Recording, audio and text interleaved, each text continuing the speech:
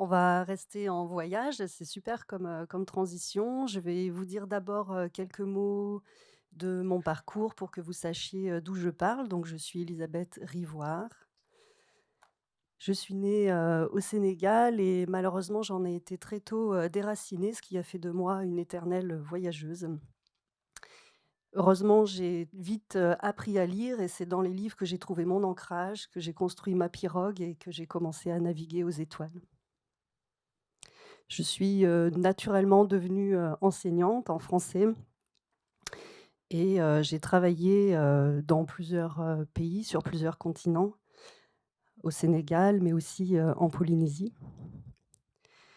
Au centre, du triangle polynésien, c'est pour ça que c'était chouette la première présentation parce qu'on reste, dans les îles. Alors c'est un autre océan, l'océan Pacifique, qui occupe quand même, la moitié du globe et j'ai habité, quelque part ici précisément, sur l'île de Raiatea qui est, l'île, on va dire de naissance des migrations, polynésiennes. Donc j'ai baigné dans cet univers, océanien pendant plusieurs années. J'ai eu la chance, d'y enseigner, mais aussi d'y animer des ateliers d'écriture. Donc j'ai pris l'habitude de me décentrer de mon métier, de professeur pour, travailler avec des jeunes, sur des ateliers d'écriture. J'ai aussi fait ça au Sénégal, ici c'est, dans la petite ville pardon de Kaolack où j'ai animé des ateliers pour le centre, culturel. Hem Donc j'ai toujours eu plaisir à faire écrire les gens, en fait. C'est une des choses qui m'anime. Ça nourrit évidemment, mon écriture puisque mes livres parlent de voyage. Sont imprégnés, on va dire, de mon expérience du voyage. Aujourd'hui, j'habite en Nord de Sèvres et je continue à animer des ateliers d'écriture, lorsque je le peux dans d'autres, pays. J'enseigne, j'écris, je fais du coaching, d'écriture, créative et puis je voyage, dès que je peux, parfois juste à côté de chez moi et parfois très loin. J'ai eu la, chance d'écrire, il y a un an, il est paru il y a un an maintenant, un album avec une jeune illustratrice qui s'appelle Noé Richer-Simon, qui n'a pas pu venir malheureusement aujourd'hui, mais qui est étudiante encore, en art à Angoulême et on a proposé une nouvelle version de La Petite Sirène. Alors je vais vous en dire quelques mots. C'est une version avec, des fonds noirs, une écriture, versifiée, c'est écrit en alexandrin. Il y a une petite lectrice qui m'a dit: «Oh, on dirait de la poésie».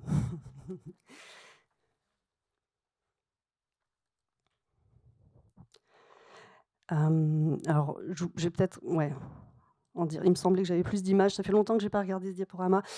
Simplement pour vous dire que dans cette version, on a voulu modifier un petit peu l'histoire de La Petite Sirène. Donc les contes ont toujours été faits pour être, réécrits et on a estimé avec Noé qu'on ne pouvait plus aujourd'hui proposer à des enfants une histoire dans laquelle une fille se sacrifie, meurt par amour et gagne sa place au ciel par amour.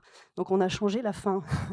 Alors c'est très fidèle au début, c'est très fidèle par le sens et Andersen fait partie de mes étoiles. C'est aussi un écrivain voyageur, c'est un grand auteur. J'ai beaucoup de respect pour son texte, mais on a proposé une fin différente. Une particularité aussi de cette histoire, c'est qu'elle est imprégnée de l'univers polynésien. Donc, le bateau du prince, par exemple, c'est une pirogue, à balancier comme on en voit partout, en Polynésie, à Madagascar aussi. Il y a des liens. Et Noé a aussi cette particularité qu'elle a posée dans cet album la question du genre.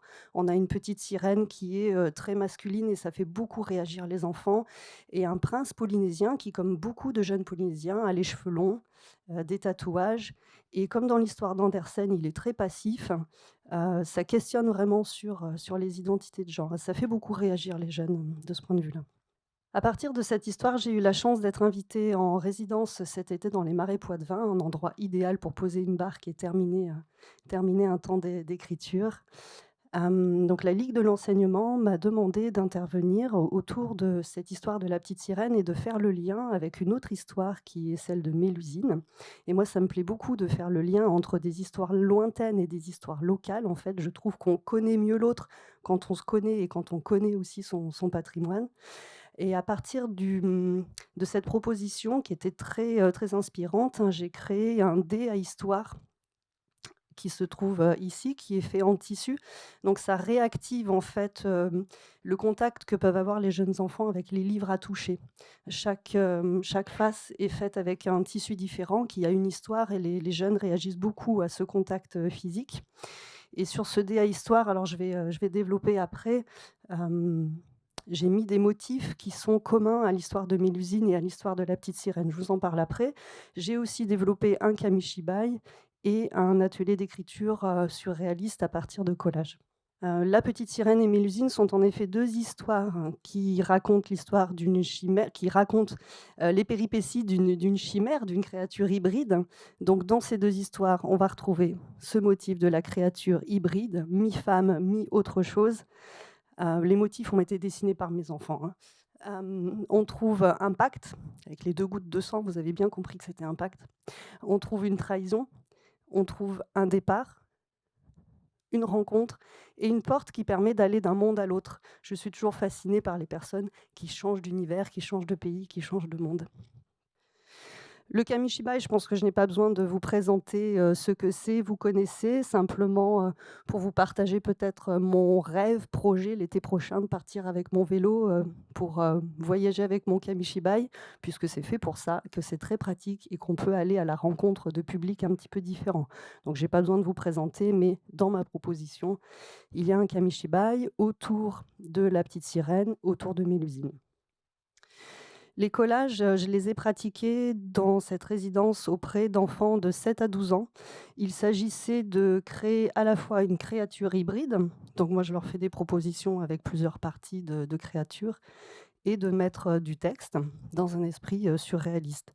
C'est une proposition qui peut se faire de manière détachée par rapport aux autres, propositions, hein. Mes 3 propositions, le kamishibai, le dé à histoire et les ateliers, de collage peuvent se faire séparément ou ensemble.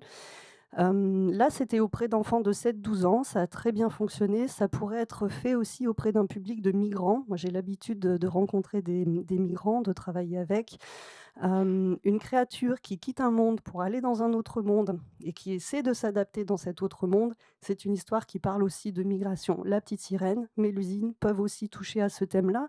C'est simplement, pour moi, en amont, je vais préparer d'autres collages si on s'adresse à des migrants, mais ça peut être aussi une proposition. Donc c'est tout à fait adaptable à différents publics.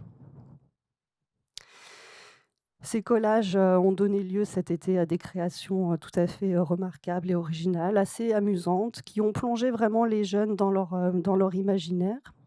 Alors je vais revenir simplement un petit peu sur le dé à histoire que vous voyez ici en situation, comme ça vous voyez, la taille qu'il fait.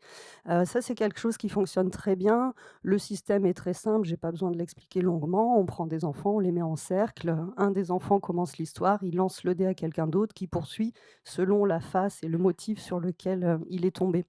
C'est clairement un dé qui sert beaucoup de doudou. Les enfants le câlinent énormément et c'est aussi un dé à fou rire.